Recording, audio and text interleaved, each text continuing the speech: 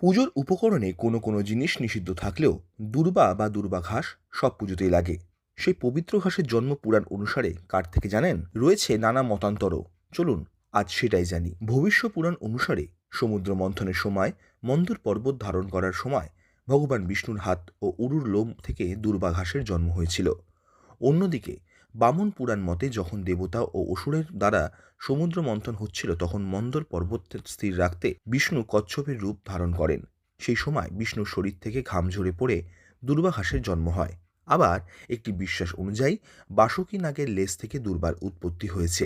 বিভিন্ন পুরাণে এই উৎপত্তি সম্পর্কে ভিন্ন মত থাকলেও হিন্দু ধর্মে দুর্বাঘাসকে বিষ্ণু বা বিষ্ণু অবতারের সাথে যুক্ত করে অত্যন্ত পবিত্র মনে করা হয় এবং পুজো পার্বণ আশীর্বাদ যে কোনো শুভ অনুষ্ঠানেই এটি অপরিহার্য। দুর্বাঘাস বিষ্ণু শিব এবং গণেশের প্রতি শুভ শক্তি বা পবিত্রতার প্রতীক।